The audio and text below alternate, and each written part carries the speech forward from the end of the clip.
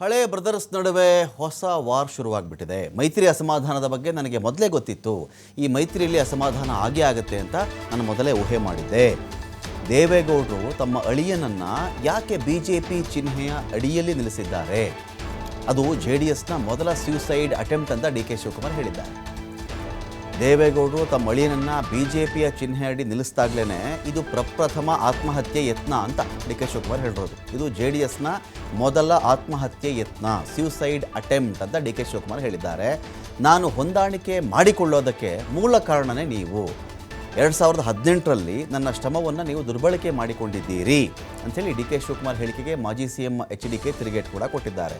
ನಾವಿವತ್ತು BJP ಜೊತೆ ಹೋಗೋಕ್ಕೆ ಕಾರಣನೇ ಕಾಂಗ್ರೆಸ್ ಅಂತೇಳಿ ಕುಮಾರಸ್ವಾಮಿ ಅವರು ಹೇಳಿದರು.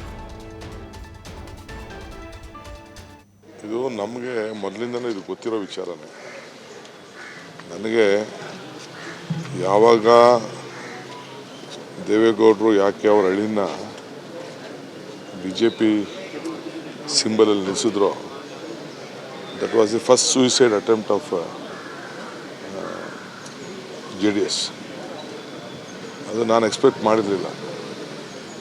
ಅಲಯನ್ಸ್ ಮೇಲೆ ಎಲ್ಲರೂ ಓಟ್ ಹಾಕಲೇಬೇಕಾಗಿತ್ತು.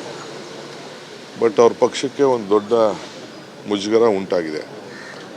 ನಾನು ಅದಕ್ಕೆ ಇಂಟರ್ಫಿಯರ್ ಆಗೋಕ್ಕೆ ಇಷ್ಟ ಇಲ್ಲ. ಅವ್ರದ್ದು ಸಿಟ್ಟಿಂಗ್ MLAಗಳಿದ್ದಾರೆ, ಸಿಟ್ಟಿಂಗ್ MP ಗಳಿದ್ದಾರೆ. ಕೆಲವು ಕಡೆ 2 ಕ್ಷೇತ್ರದಲ್ಲಿದ್ದರು, ಕೆಲವು ಕಡೆ ಒಂದೊಂದು ಕ್ಷೇತ್ರದಲ್ಲಿದ್ದರು. ಅವರ ಸ್ಟ್ರೆಂತು ಅವ್ರಿಗೆ ಬೇಕಾಗಿತ್ತು. ಬಟ್ BJP ಸ್ಟೈಲೇ ಅದು. ನೀವೇನು ಇದು ಒಂದೇ ರಾಜ್ಯದಲ್ಲ, ಎಲ್ಲ ರಾಜ್ಯದಲ್ಲೂ ಕೂಡ ಈ ರೀತಿ ನಡ್ಕೊಂಡು ಬರ್ತಾ ಇದೆ. ಸೊ ನಾನೇನು ಕಾಮೆಂಟ್ ಮಾಡೋಕ್ಕೆ ಹೋಗಲ್ಲ. ಯಾಕೆಂದರೆ ಅವ್ರ ಇಂಟರ್ನಲ್ ಪಾರ್ಟಿ ವಿಚಾರ ನಾನು ಇಂಟರ್ಫಿಯರ್ ಆಗೋದು ನಮಗೆ ಸರಿ ಇಲ್ಲ. ಅವ್ರವ್ರ ಪಾರ್ಟಿದು ಅವ್ರವ್ರ ತೀರ್ಮಾನ ಮಾಡ್ಕೊಳ್ಳಿ, ಇಷ್ಟು ಮಾತ್ರ ನಾನು. ಇದು ನಿಮ್ಮ ಥರ ಇಲ್ಲ, ಗೊತ್ತಿದೆ ನನಗೆ. ಅವತ್ತು ಸಹ ಅಧಿಕಾರ ಹಸ್ತಾಂತರ ಮಾಡಬೇಕಾದ್ರೆ ಆ ಮೈತ್ರಿ ಸರ್ಕಾರ ತೆಗಿಲಿಕ್ಕೆ ನಿಮ್ಗಳ ಪಾತ್ರಗಳು ಏನಿದೆ ಗೊತ್ತಿದೆ ನನಗೆ. ಯಾವ ಥರ ಅವತ್ತು ದಾರಿ ತಪ್ಪಿಸ್ಲಿಕ್ಕೆ ಪ್ರಯತ್ನ ಪಟ್ಟಿದ್ದೀರಿ. ನಾನು ಮಾಡಿದಂಥ ತಪ್ಪಲ್ಲ ಅವತ್ತು ಸಹ. ಆ ತಪ್ಪನ್ನು ಇನ್ನು 15 ವರ್ಷ ನನ್ನ ತಲೆ ಮೇಲೆ ಇಟ್ಕೊಂಡು ಓಡಾಡ್ತಾ ಇದ್ದೇನೆ. ನಿಮ್ಮ ಅನುಕಂಪ ಬೇಕಿಲ್ಲಪ್ಪ ಡಿ ಕೆ ಶಿವಕುಮಾರ್, ನಿಮ್ಮ ಅನುಕಂಪ ಬೇಕಿಲ್ಲ.